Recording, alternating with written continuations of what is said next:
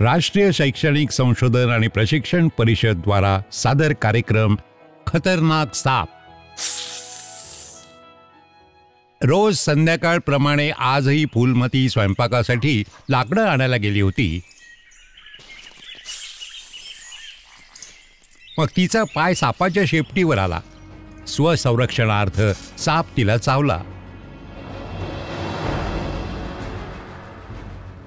काय म्हणालात?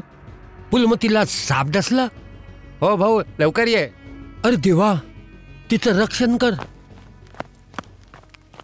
असे म्हणत जगेसर घराच्या दिशेनं धावला.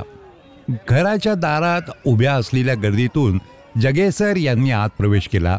मिठू काकांनी चाव्याच्या खुणावर रुमाल घट्ट बांधला होता.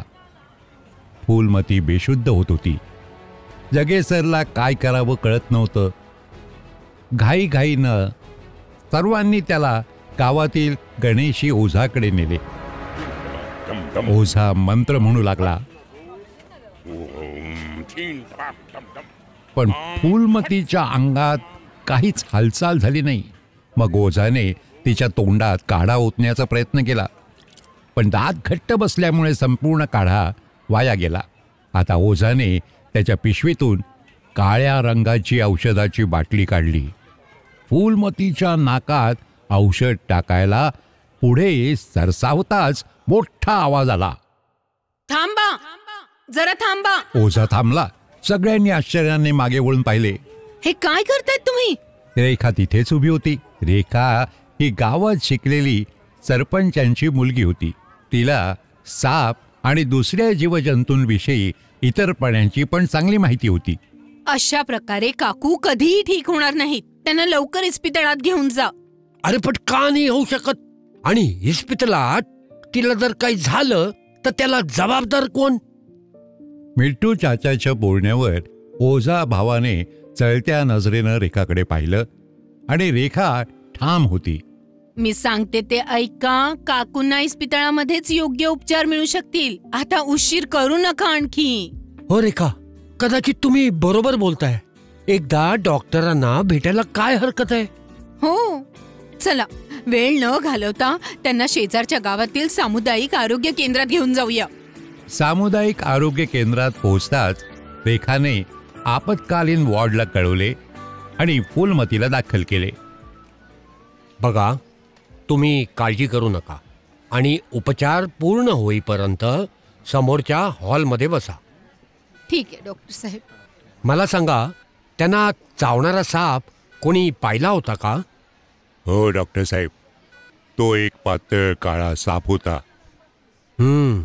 याचा अर्थ तो एक सामान्य क्रॅट होता.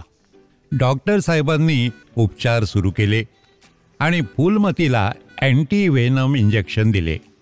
आता संध्याकाळची रात्र झाली होती, पण तरी सगळे ठाम होते. शेवटी गावाचा विषय होता. हळूहळू फुलमतीची प्रकृती सुधारू लागली आणि तिला शुद्ध आली. जर तुम्ही त्यांना योग्य वेळी येथे आणले नसते तर रुग्णाचा मृत्यू झाला असता. हो डॉक्टर साहेब. खरं तर तुम्ही लोक अशा ठिकाणी राहता जिथे साप येण्याची शक्यता जास्त असते. ठीक. साप अनेकदा उंच गवत, वखुरलेल्या खताच्या पोत्या, कोरडी पानं, काठ्या आणि शेण्याच्या ढिगाऱ्यात जास्त राहतात. त्यामुळे आपल्या सुरक्षेसाठी आपला परिसर स्वच्छ ठेवा. ही माहिती तुम्ही तुमच्या मोबाईल फोनवरही पाहू शकता. हो डॉक्टर साहेब. आणि हो, कधी असा त्रास झाला तर ओझाकडे जाण्याऐवजी आरोग्य केंद्रात जा. हो, आम्हाला सगळं समजलंय डॉक्टर साहेब. मिठू काकांनी मोबाईल काढून सापाशी संबंधित माहिती शोधायला सुरुवात केली. भारतात सापांच्या 276 प्रजाती आढळतात. त्यापैकी सुमारे 60 विषारी आहेत.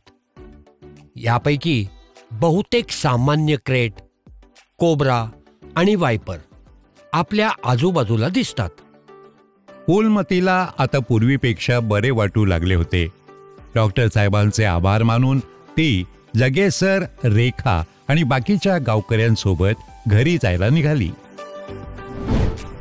आताच आपण ऐकत होता राष्ट्रीय शैक्षणिक संशोधन आणि प्रशिक्षण परिषद द्वारा सादर कार्यक्रम खतरनाक साप अनुवाद आणि रेकॉर्डिंग समर्थन क्लॅपर एंटरटेनमेंट सोबत.